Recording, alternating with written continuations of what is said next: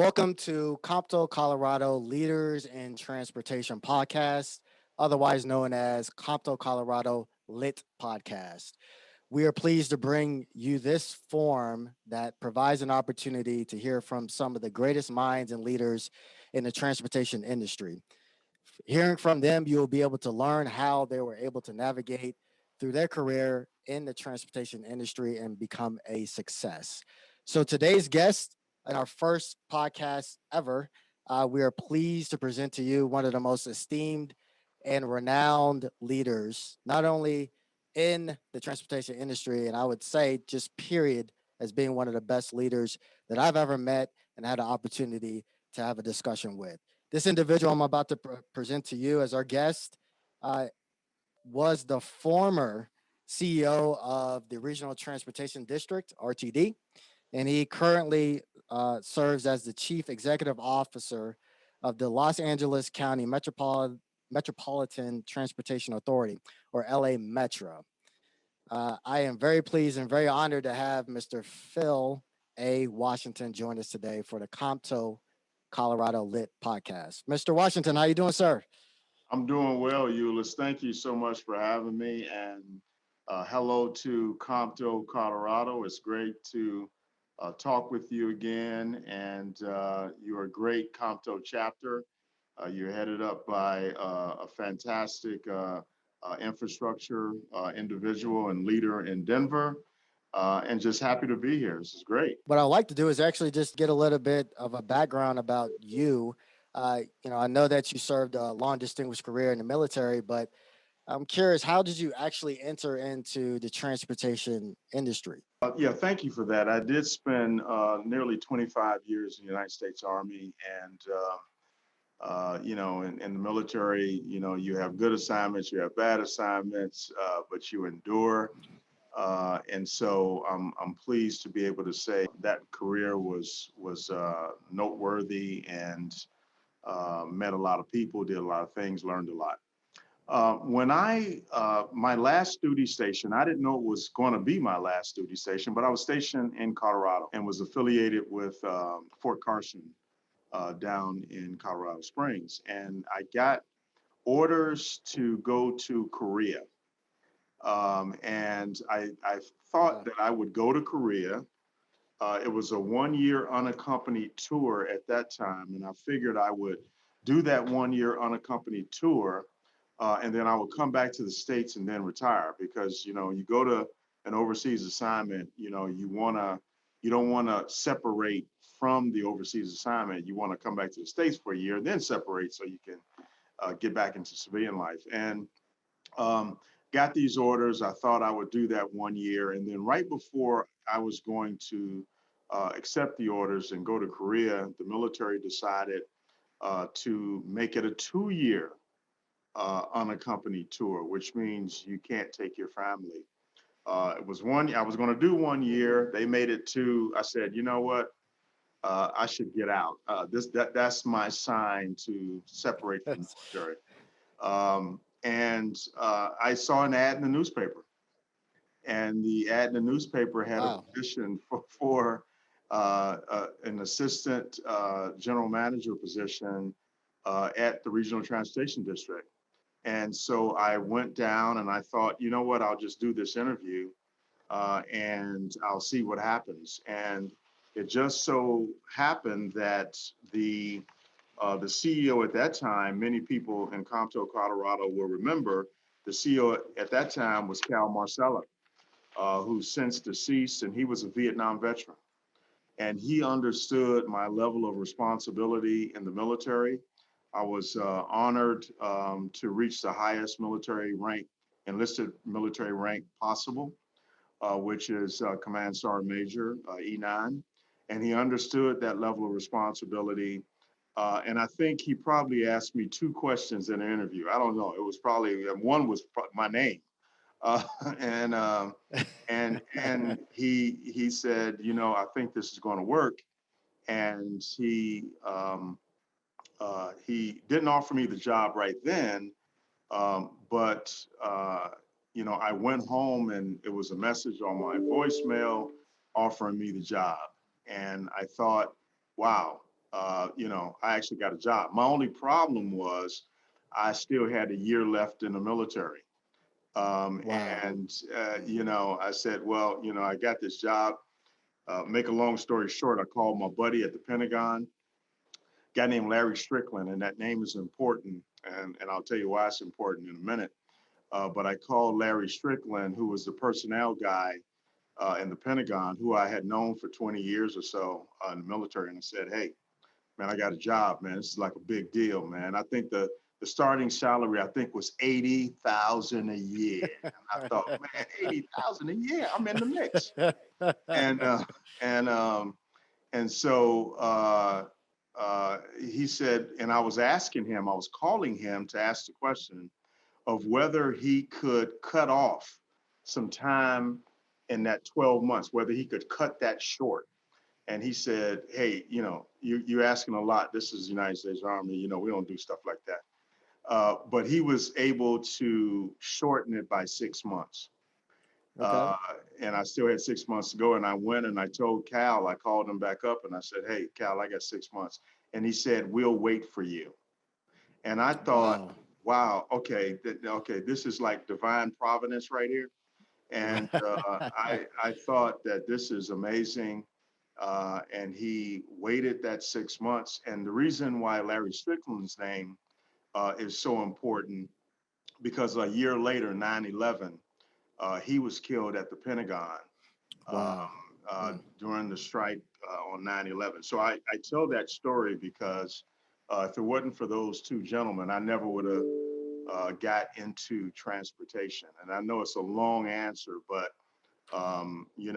when you're in the right place at the right time and divine providence happens to be a part of this, here we are.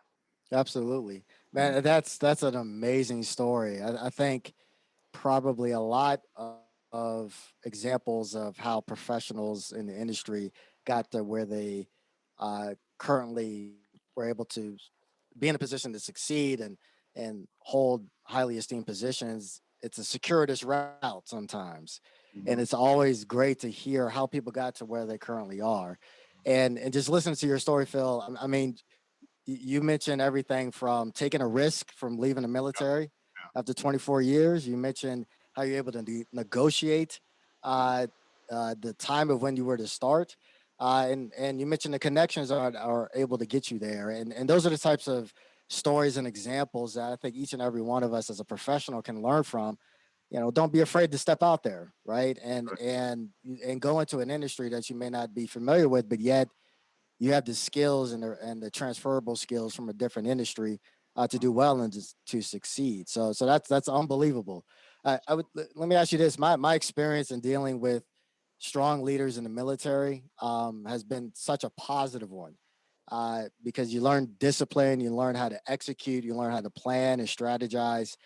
Um, but what do you see in terms of what you learned in that 24-year career and how it's translated into a successful transportation career? Yeah, yeah, yeah. Great question. When you spend that amount of time in the military that I did, and whoever spends that amount of time in the military, 20 years, 25 years, sometimes 30 years, you begin to think, are my skills transferable? And you made mention of that, Eulois, a few minutes ago in your comments. Are my skills transferable? And I thought about that. Are my skills in the military, are they transferable to the private sector or to civilian life? And I worried about that. I really worried about that. My first unit in the military, I was in the Air Defense Artillery Unit, and and had a bunch of assignments in the military, and I really wondered whether these things were transferable until it dawned on me that the transferable thing here is leadership. That is the transferable thing. It's not so much the things I learned in air defense artillery units or field artillery units or my special assignments in the military. It's the leadership piece, understanding that the common denominator is people. And that has stuck with me, along with a story that my first platoon sergeant told me. I was maybe 19 years old, 19, 20 years old, and I'm in this air defense artillery unit. And this was, the drawdown of the military was going on, and people were getting out because, after every conflict, there's a drawdown, and Vietnam was getting over and all that. And my platoon sergeant, his name was Leroy Guidry. He was from Natchitoches, Louisiana. And he said, Washington, you should be able, he said, I should be able to put you in any job in this unit, and you should be able to learn it within 90 days. And I thought, Wow. okay. And he went about he put me in probably, it was probably, I don't know, 10, 15 different specialties in that unit. And he put me in just about all of them. And I learned those specialties. I was not school trained in them, but I learned those things, and that stuck with me throughout my military career, my transportation career. Now, he was not talking about like open heart surgery or, Right. flying a jet pilot. I would hate to, have a open heart surgeon operate on me after 90 days of training. Uh, Right. but he was talking about these jobs that we have, and that stuck with me in the military environment, in the transportation infrastructure environment, and it's something that all of us can take away and take with us as we sort of jump in the pool and then learn how to swim. Is the analogy that I use for many of these challenges that we have. Yeah, that's amazing. And again, it's all about leadership. Yeah, That's the title of this podcast, right? yeah, It is yeah, the one skill I think that is a consistent skill that everyone needs to work on every single day is leadership. And absolutely. some of us are born with it, some of us have to hone that skill. But really, what determines your success is how well you can lead and get people on board with the vision. Hmm. And I've just seen such great examples of that through the military. Hmm. And you mentioned about the 90 days as well. And I know, kind of starting in this new position coming in, I gave myself about 90 days to figure out and learn what I needed to, and then I, make the changes that were necessary. So it's amazing. So now, it's a precarious time now. We're dealing with issues with COVID and alike. We're dealing with legislation and attempts to try to figure out how to leverage funding from a federal level, to try to help support small businesses and individuals and alike. We have different mindsets that exist at different levels of government. But I truly think that, infrastructure and infrastructure spending is something that has an opportunity to really change cities and states and transit agencies. So I'm just curious, through your experience, not only here in Denver but also in LA, how have you been able to navigate the spending needs from an infrastructure standpoint to be able to move as many people as possible using transit or whatever mode that they choose? How have Right. you been able to figure that piece out in your various leadership positions in the past? Yeah, I think it's a great question. Let me start though, going back for a minute to leadership, because I think this is important when you are faced with these issues that you just described: spending, prioritizing, um, getting everybody on board to deal with a crisis like we're doing now. So, just a couple of quick things that I think. First of all, in leadership. First of all, I think leadership is hard to define. It's very hard to define, but we know it when we see it. And I think in people. And I think that is very important for all of us to realize. I think the other thing, a friend of mine at Harvard, talks about how leadership is very dangerous.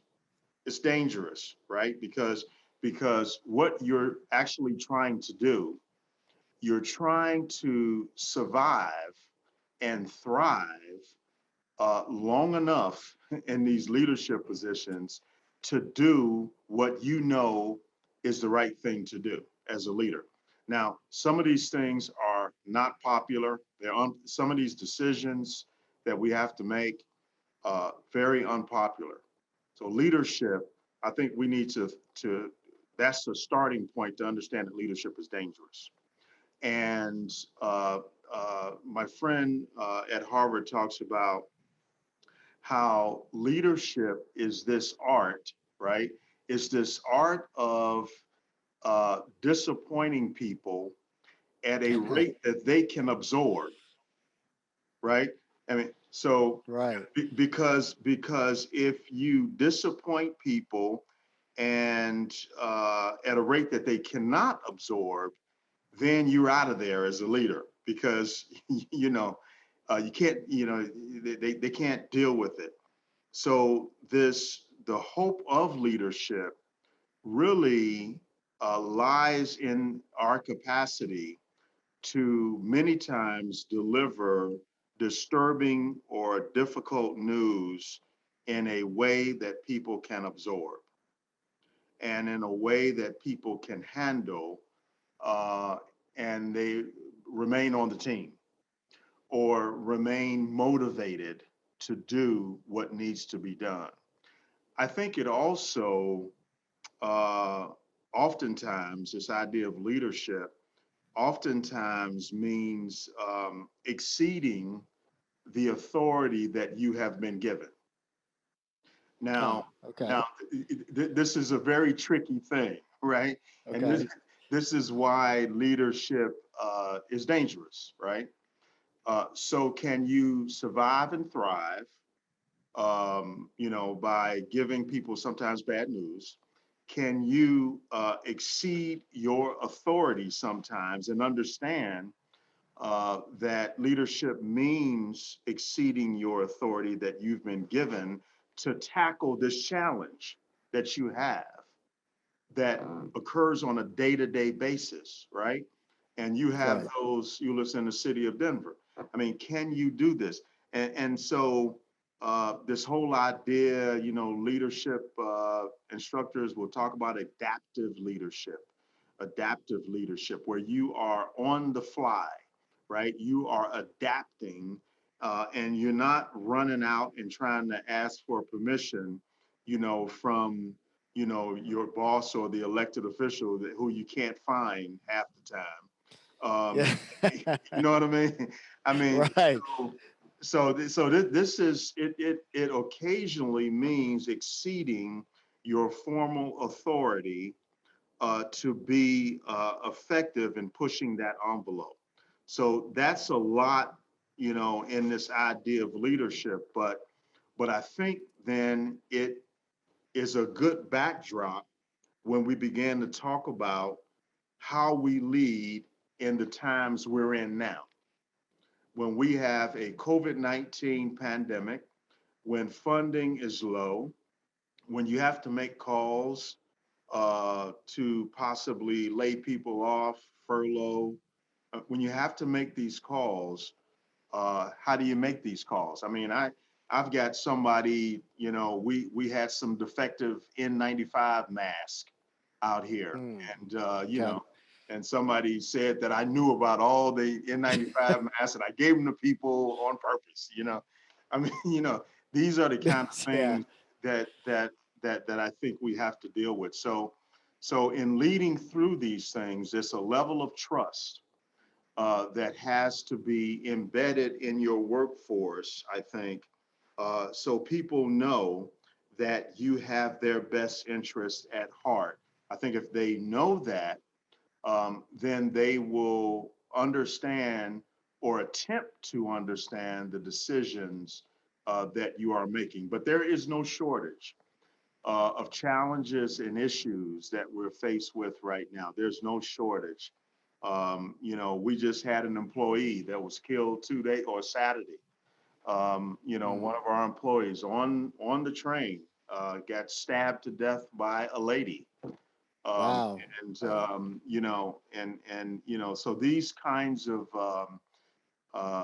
challenges require us to, when you think about leadership and decision making, it requires us to maybe get off the dance floor and go to the balcony and look down at the dance floor, hypothetically speaking, to make a decision from a higher viewpoint to see how that decision will actually, uh, what it means to the people on the ground.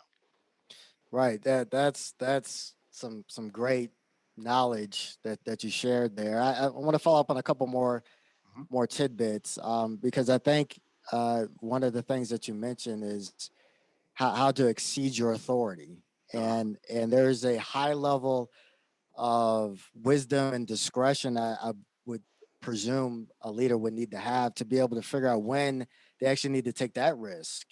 And Yeah. I'd be curious what type of advice would you give up and coming leaders or professionals that are in leadership positions of when do you know when you have the ability or when it's right to actually seize your authority and kind of push the limits to do what's right. Yeah, no, it's a great question, and it does take some, a little bit of wisdom and maybe a little bit of experience. But I go back to something that General Powell used to talk about, and I was blessed to be in one of General Colin Powell's units as a young soldier. And what he used to talk about was, if you can envision this, P, P, the letter P equals 40 to 70. Yes. All right. And so P is the probability of success.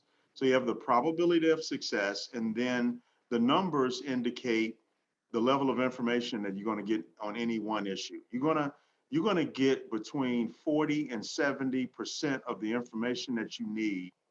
And if you have less than 40, then you don't have enough information to make a decision. Now, if you're waiting to exceed 70, then you're going to be what we used to call OBE, or overcome by events. And so we Mhm. should be making decisions. We should have enough information to make decisions within that 40-70 range, right? And if when you're in that range, then you make a call based on you know, your experience, your wisdom, and oftentimes your gut. And oftentimes, and that also means that you empower people as well to Right. do the same thing, right? So I think when you're in that range and you mean well, right? You mean Mhm. well, then the decision will most often be the right one. Right. And it's very difficult when you talk about exceeding your authority. It's very difficult then for people to criticize you if you have, and the heart, and your heart is in protecting people, and you've analyzed this issue, and you've made the call.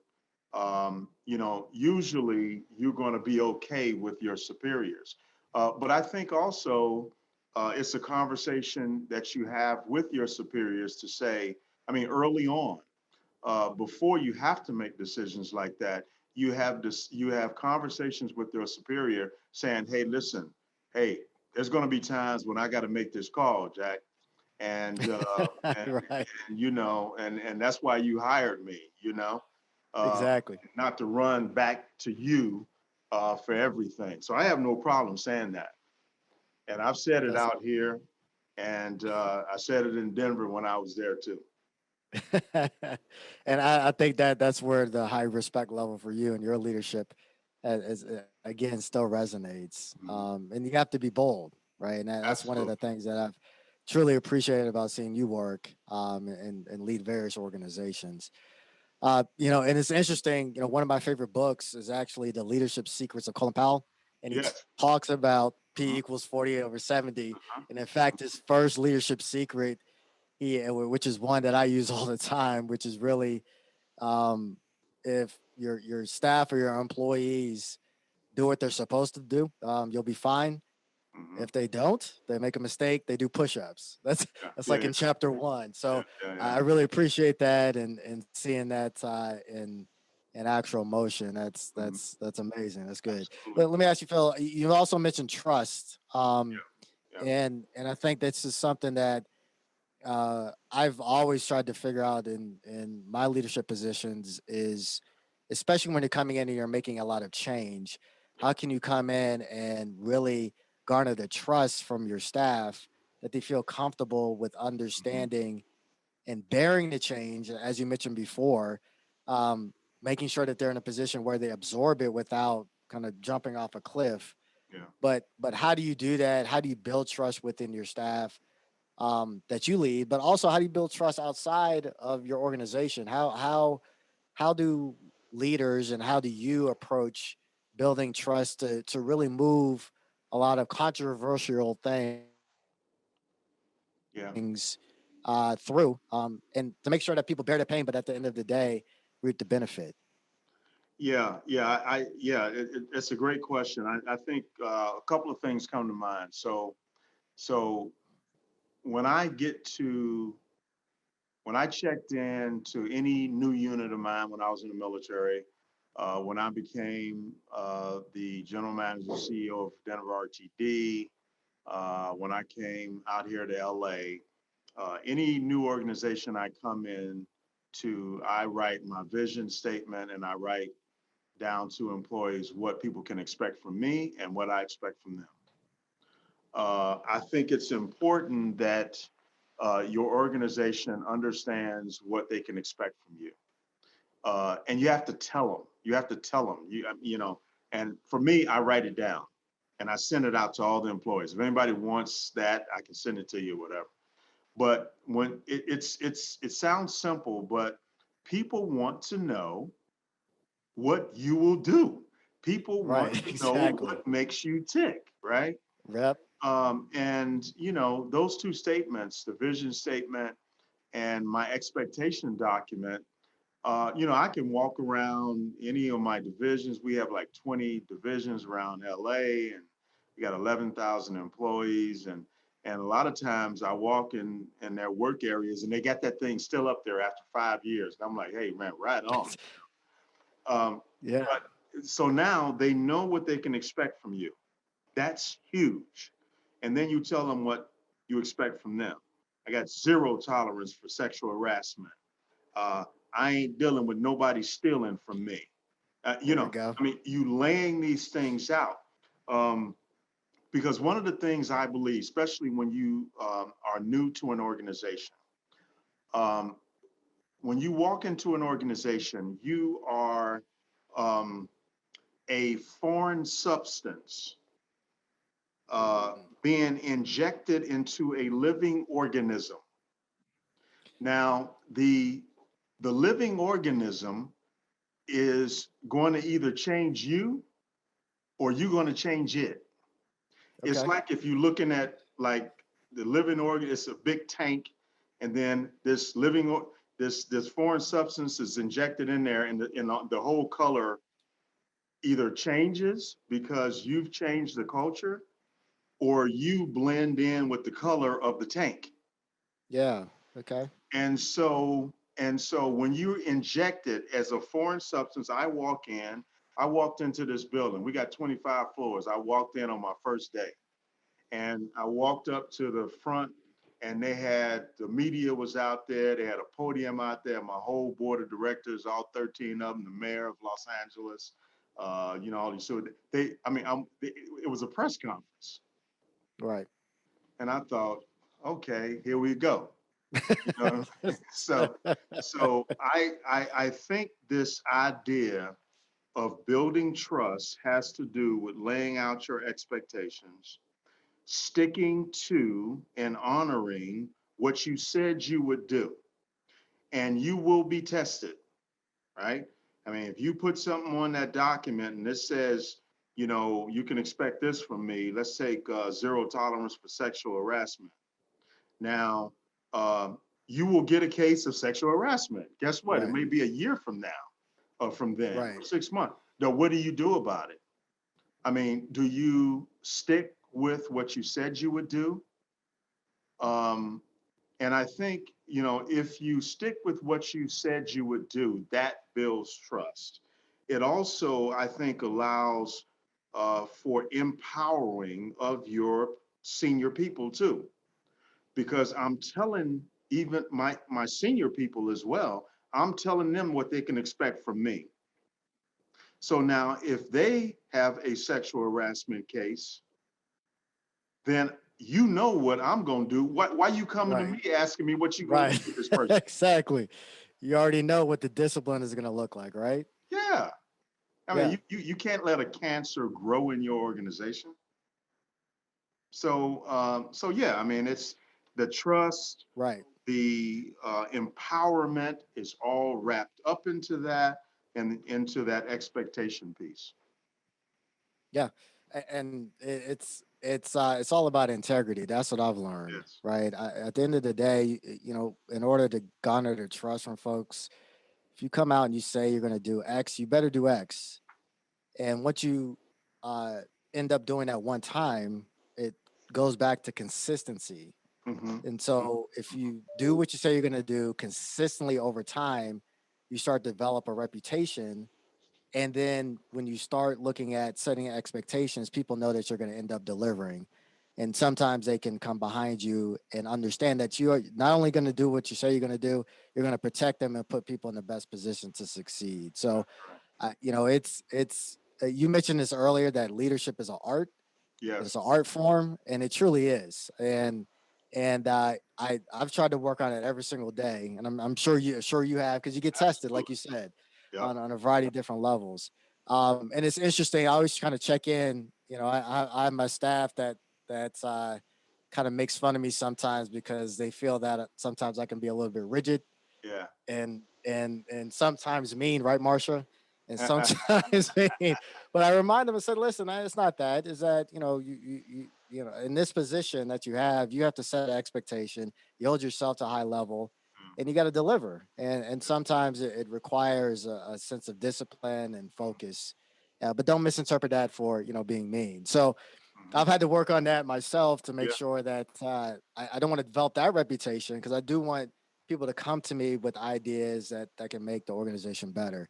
But what would you say your leadership style is? Like Yeah. if somebody were to ask somebody that you lead, what would they say about Mr. Washington, or what would you like them to say about you?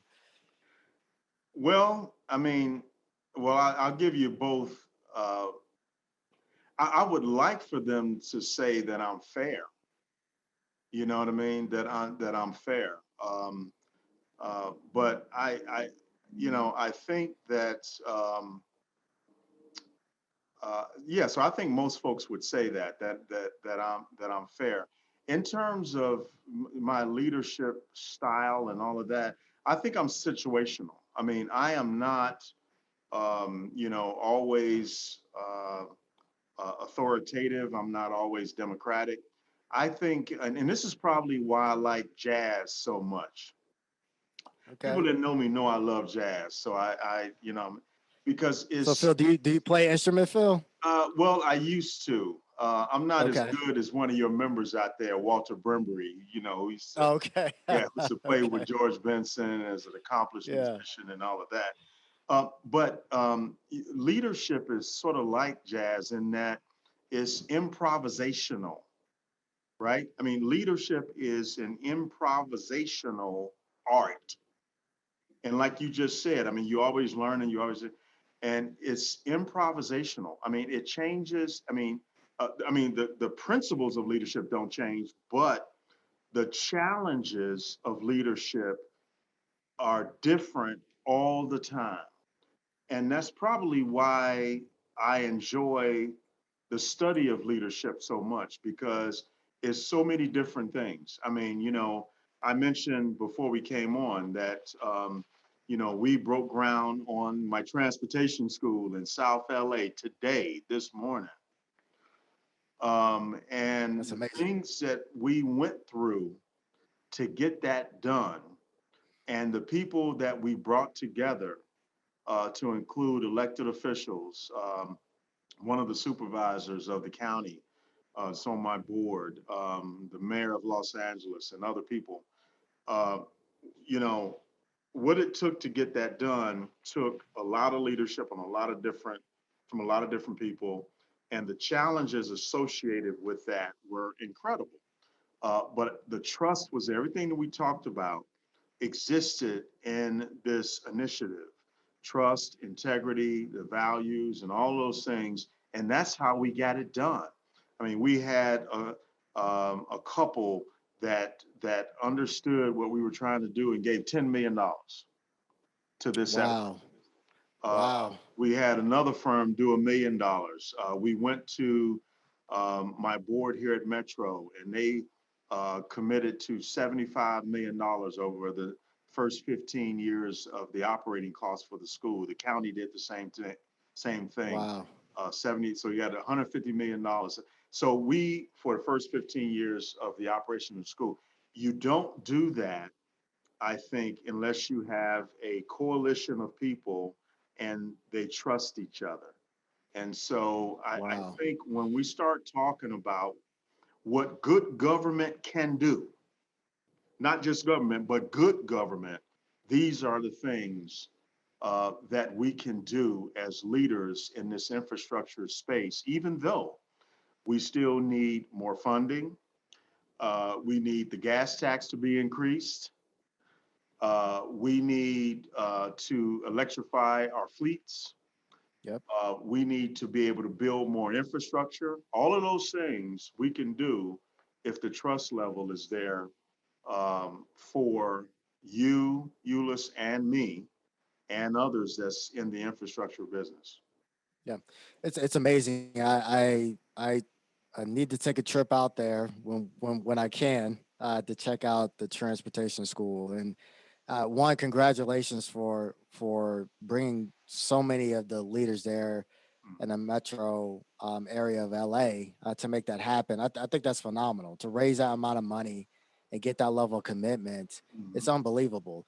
For the people that may not know about what the school is about, can you just describe what it's about? Yeah. And this is gonna lead me into a question that I have for you around how can we get more equitable, more diversity, more equitable hiring practices, and more opportunities for some of our underserved communities. But I think it would be great if you can give a synopsis of what the transportation school is about and what the intent is. Yeah. So, yeah, thanks for that question. So, we have built what I call a career pathway in infrastructure. So, this career pathway is sort of a cradle to grave approach to infrastructure and the steps along the way in terms of, courses and curriculum and this and that. Cradle to grave. Uh, when I first got out here, we had internships, and RTD and you all in the city has internships for kids. And some organizations have a high school internship program, some of them have a college internship program, and so that is where our pathway started.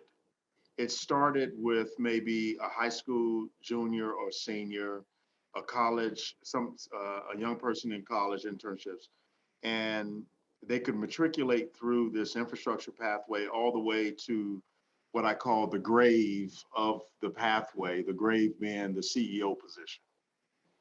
That's Yeah, the end of the line, huh? yeah, the end of the line, cradle to grave. But the one thing we were missing that always kind of stuck in my craw was we need to be reaching kids earlier. And so we started thinking about this idea of a high school, grades 9 to 12, an infrastructure kind of high school, uh, both college prep and kids that don't go to college that can work in the industry. And the idea for our school here is a boarding school concept with a infrastructure curriculum, transportation infrastructure curriculum, and not just transportation, but water, just all infrastructure. STEM school approach. It's a boarding school, so these kids will stay from Monday through Friday. It is in the heart of really central South Los Angeles. It Wow. is 150 dorm rooms. It's boys and girls. It's 180 units of affordable housing that's on the site. It is a innovative training center that we can use for parents that live in the community.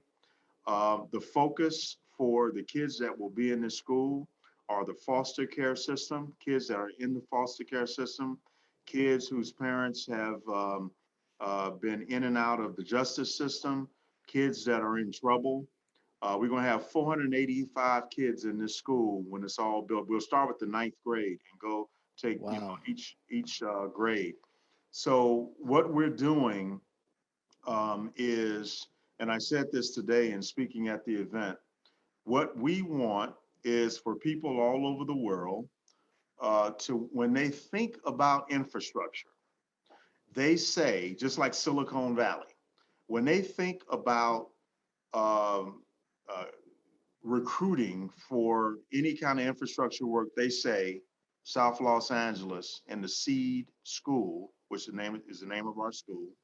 The Seed School is where to go to recruit those kids. We can become Yeah. the transportation center of excellence for this country. And that is the vision. And so we broke ground on that today. We also will have a supermarket there, one of the brand name box supermarkets, because this is a food desert. Wow. In On that on the site on the itself? site, on the site, Wow. Okay. on the site, and it's a transit corridor as well. So it's right on one of the busiest thoroughfares in South Los Angeles. So this is what good government can do. We have a contractor who will run the school, and we will start building that from the ground up. Man, Absolutely. that's unbelievable. You're challenging, I think, every organization in every city to follow your lead. Mhm. Because really that's the future of this country. I think Mhm. infrastructure spending allows opportunities for small business to be able to grow and thrive, and individuals to go seek gainful employment and to have long careers. And Mhm. so, again, congratulations! It's unbelievable. I can't wait to see it complete, and with Yep. the grocery store and affordable housing and everything. Yep. And looking forward for those students going through that curriculum in 10, 15 years or so, ending up being leaders themselves. So it's a phenomenal thing. We're trying to do the same thing here in Denver on a much smaller scale.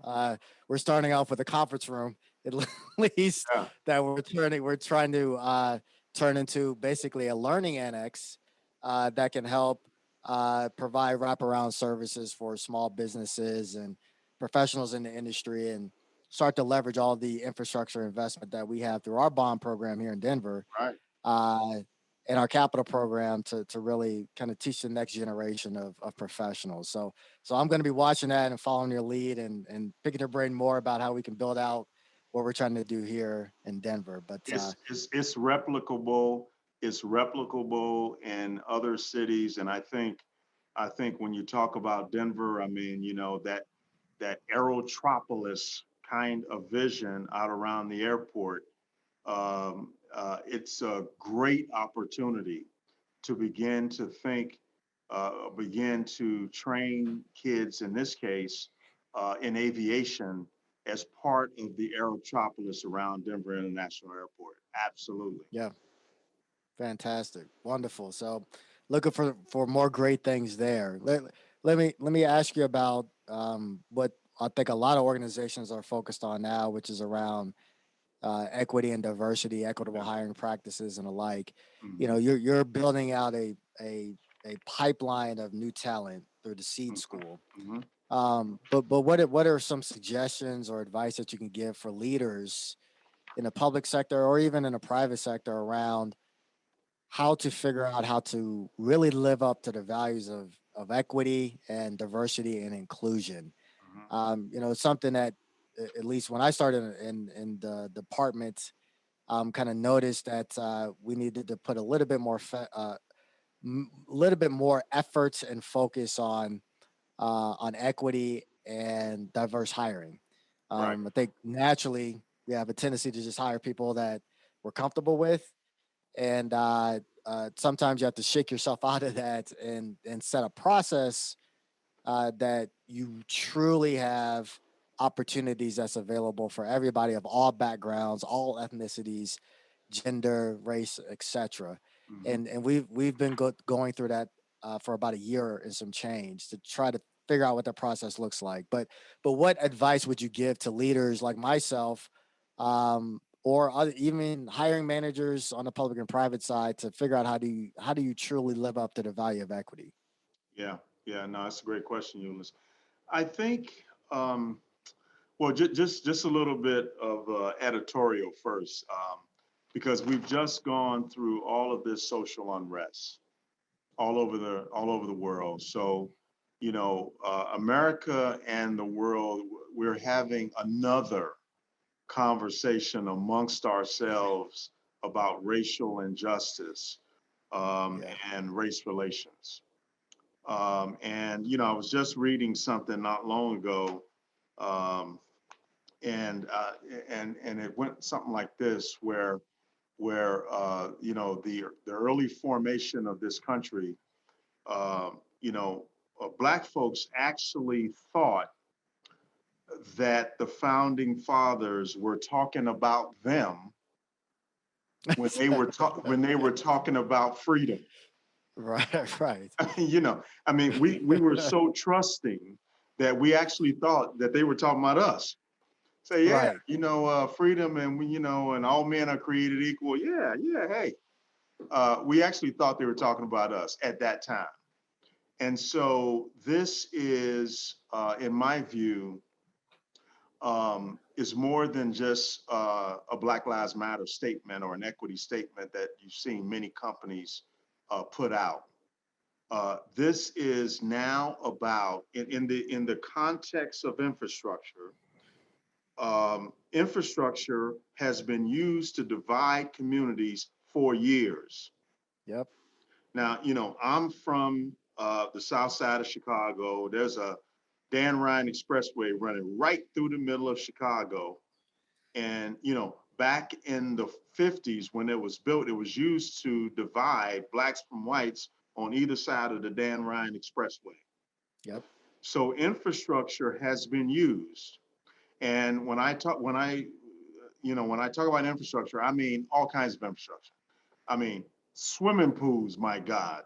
You know, back in the day, blacks Yeah. couldn't swim in the same swimming pool. I mean, so infrastructure has been used to divide people. So let's start there, that and agree that inequities in infrastructure have existed for a long time because they've been used to divide communities. When you look at, the underpasses in New York, there's rumors that they were built intentionally too low so black school kids and school buses couldn't get out to Jones Beach.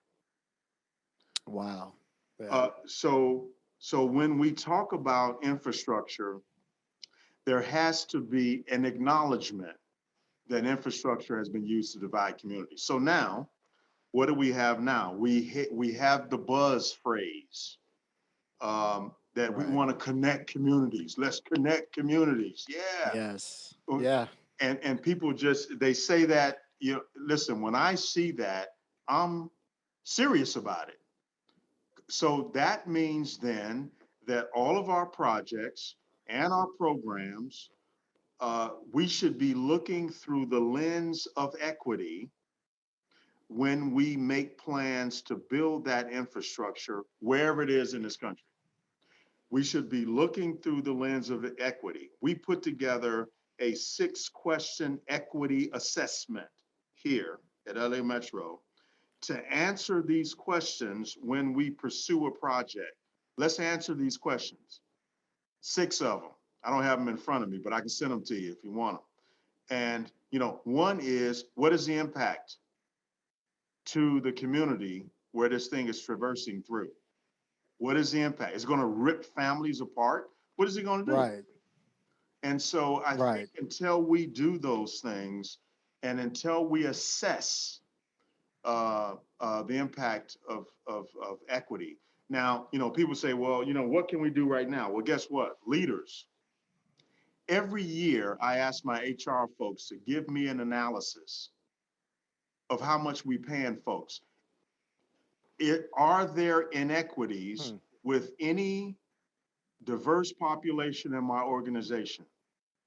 Who's falling behind? I want to look at this analysis and I'm going to fix it right there. These are small things that we can do as leaders of our organization. Let's look at the pay scale. Do we have women too far below guys?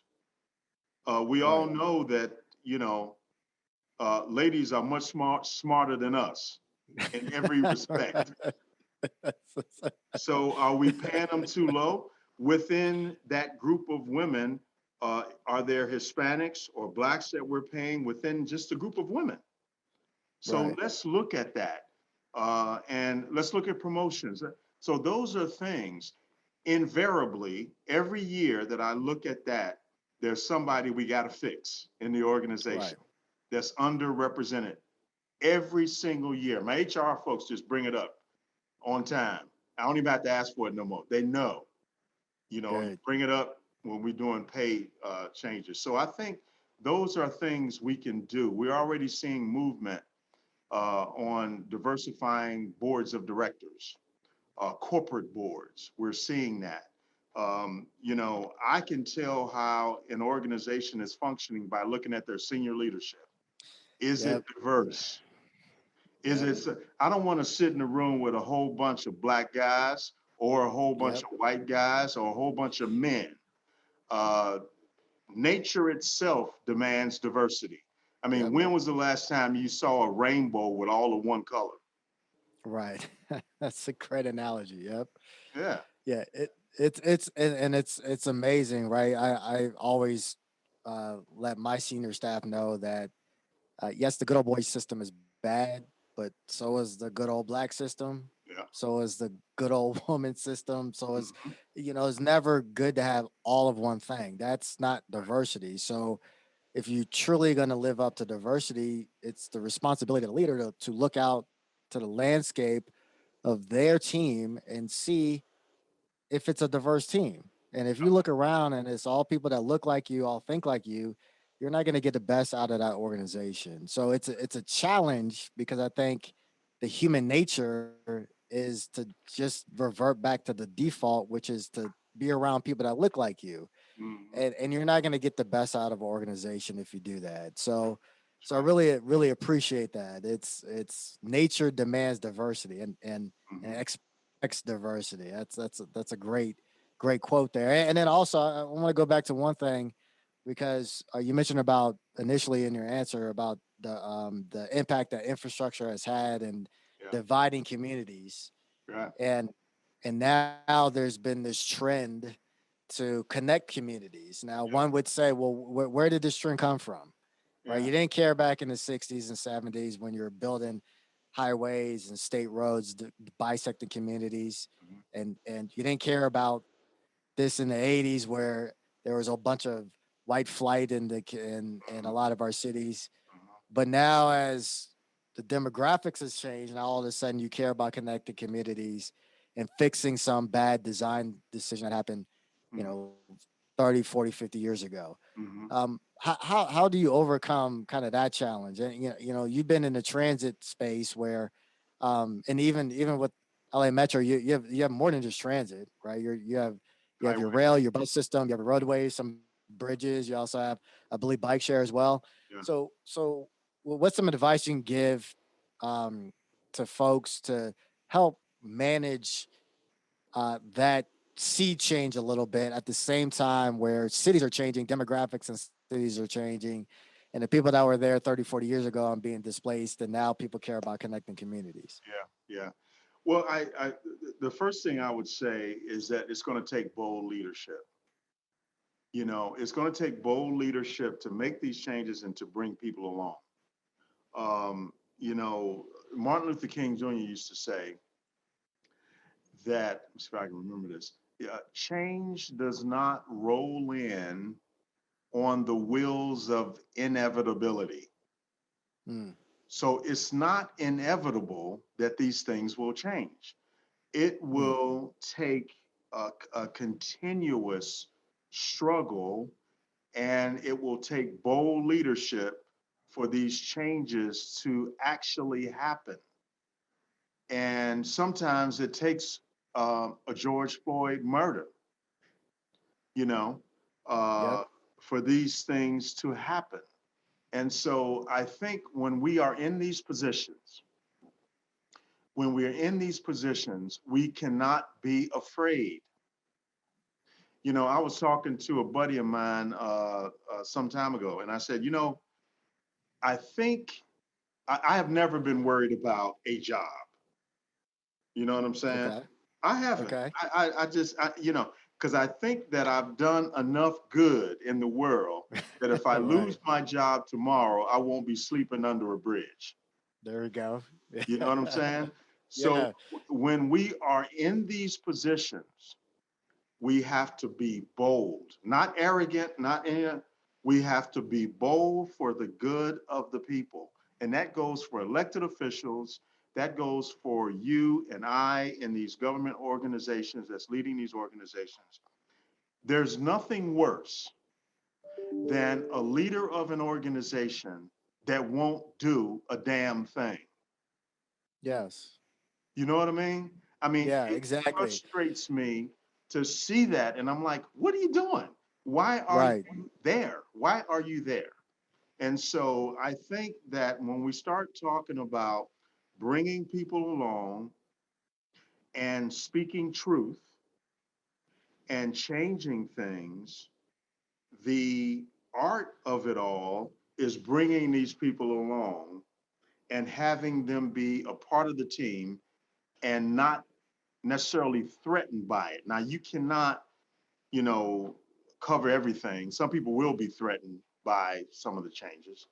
And if Right. they're in an organization, you got to get rid of them. Right. There we You, go. Yes. you got to get rid of them. Immediately. Immediately. Yeah, yeah. Hey, Yeah. you call them in. Hey, listen, I've done this, and I, you know, it's not something I like to do, but I see it as part of my job, and it's a great. I mean, it's an easy conversation for me because you got yourself fired, not Right. me. There you go. Exactly. I didn't do it. So Exactly. I think that is the challenge in our roles. How can we bring folks along for the good of society and for the good of the organization? That's a true test of our leadership.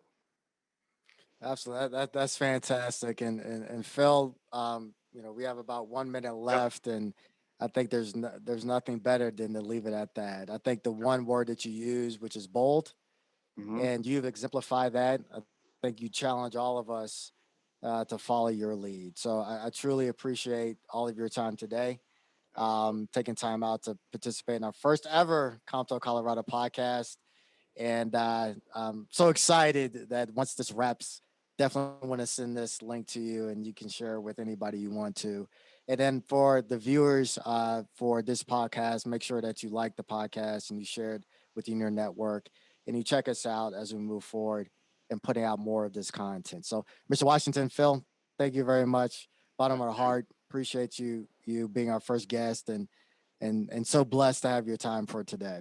And so, Thank you. so Thank you. before we leave today for COMTO Colorado and the COMTO Colorado Leaders in Transportation or LIT podcast, we want to make sure that everyone that's watching today understand that COMTO Colorado is here to make sure that we support your life's blueprint. We will help you be able to build, organize, learn, and earn your way to a great transportation career. So, with that being said, we're signing off. Good day.